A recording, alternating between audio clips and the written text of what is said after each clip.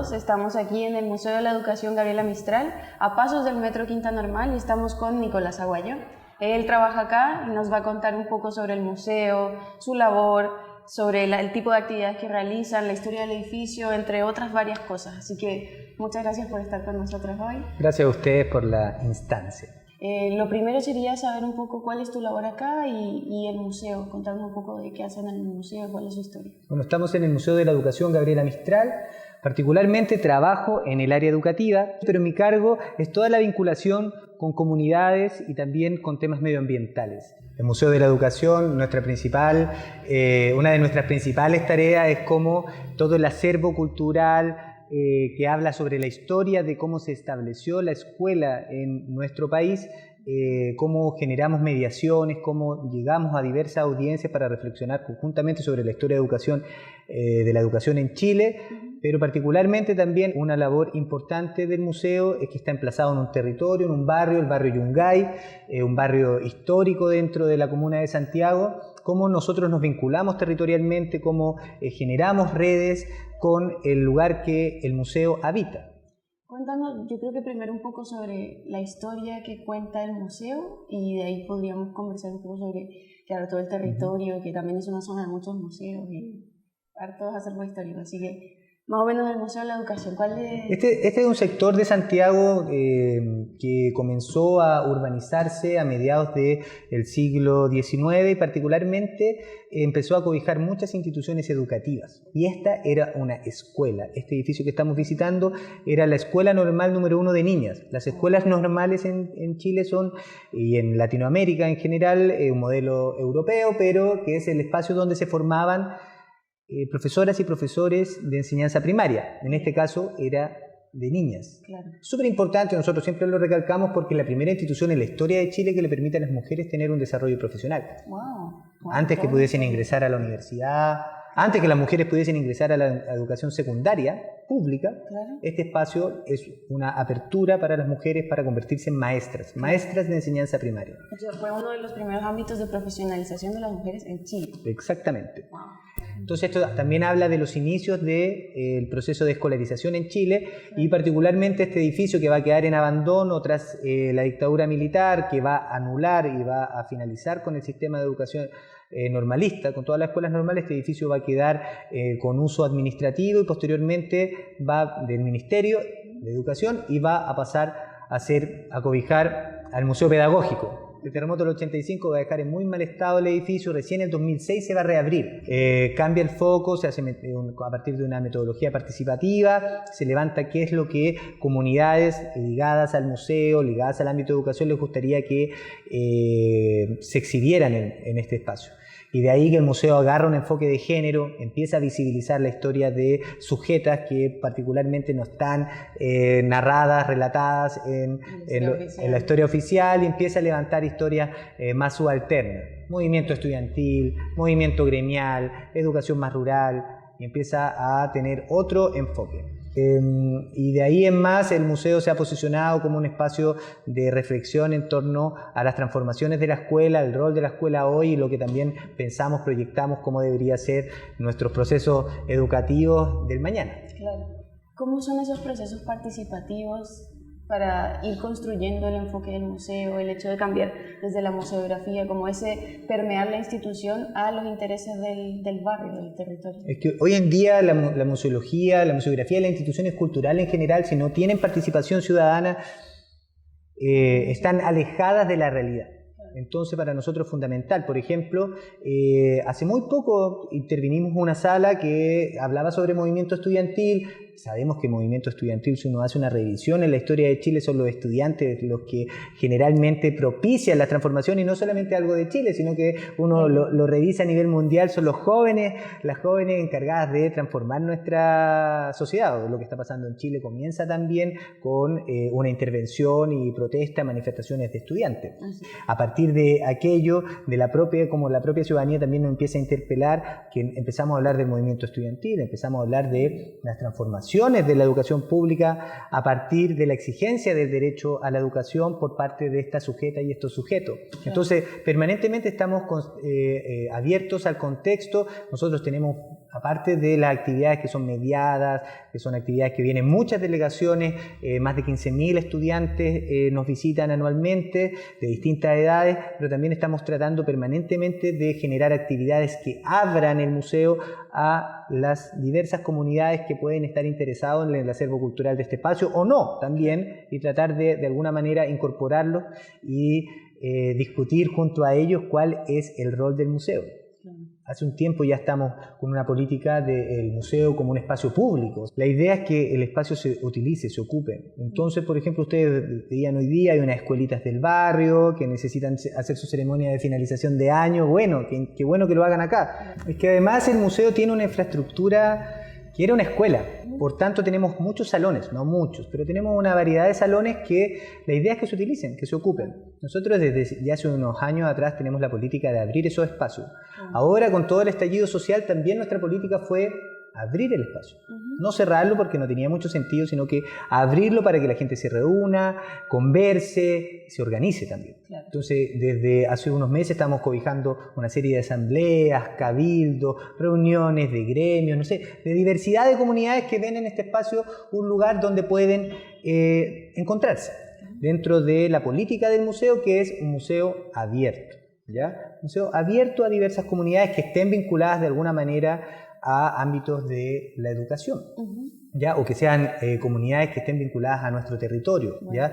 Tenemos grupos colectivos que ensayan desde danza, teatro, porque nos interesa también que el espacio cobije el arte, cobije a espacios culturales. Claro. Diversidad de manifestaciones que se pueden desarrollar, pueden realizarse en este lugar. Claro. Particularmente la celebración que tuvimos, la conmemoración del Día Internacional de las y los Migrantes, que lo hicimos en diciembre, fue algo muy interesante, un ejercicio pionero también, trabajando en este caso con Colombia Cultura Itinerante, con Marta Lucía, Marta Rocha, que es una muy buena aliada en este ámbito, porque si uno pudiese hacer un diagnóstico, si hay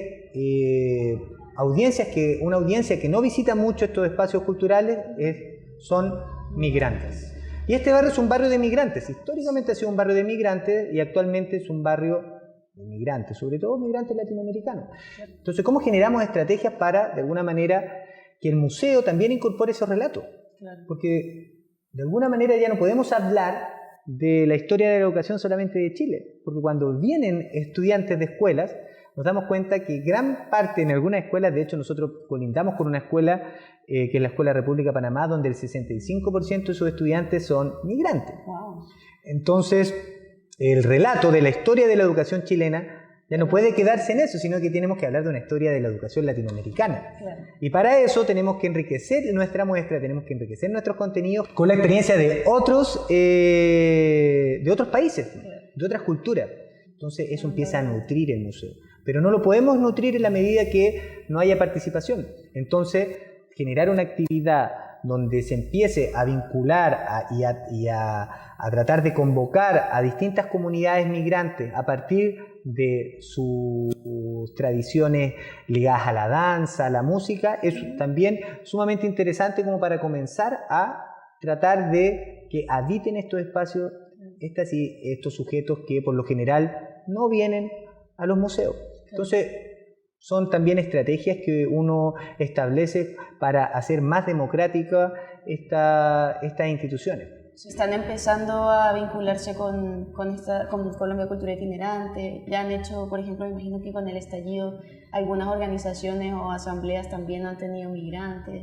Claro, nosotros particularmente hemos trabajado más con las infancias. Nosotros hace un buen tiempo trabajamos con el tema de las infancias, entonces hicimos una asamblea de niñes, tratando también de levantar cuál es la visión de las más chiquititas, los más chiquititos sobre lo que está aconteciendo.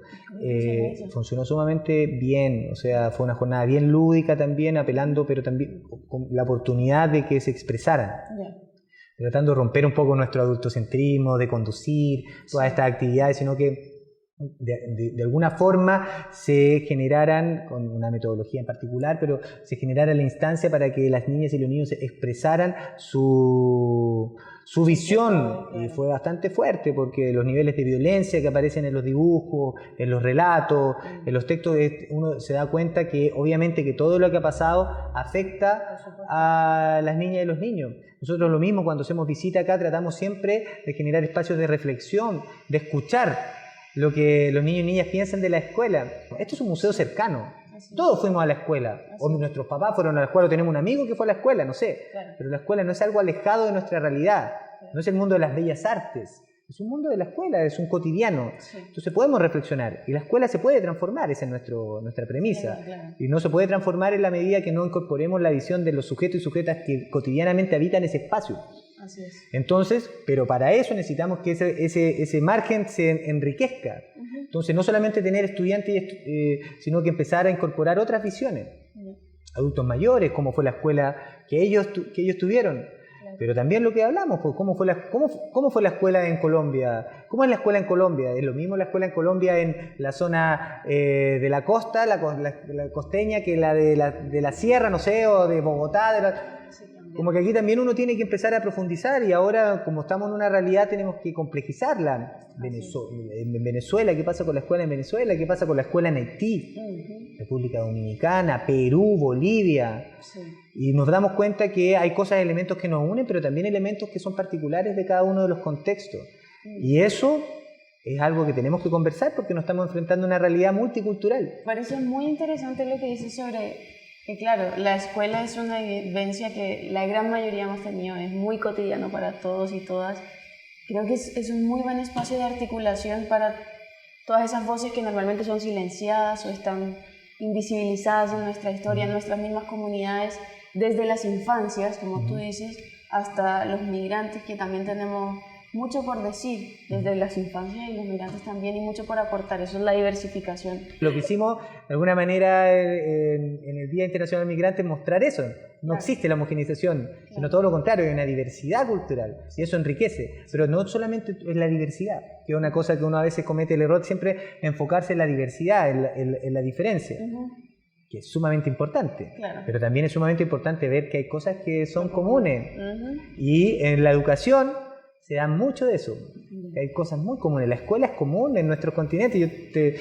Nos sentamos aquí en la sala de clases, somos un ejercicio, apuesto que tuvimos prácticas muy similares. Si hay algo que se necesita en nuestro continente, es una educación de mayor calidad.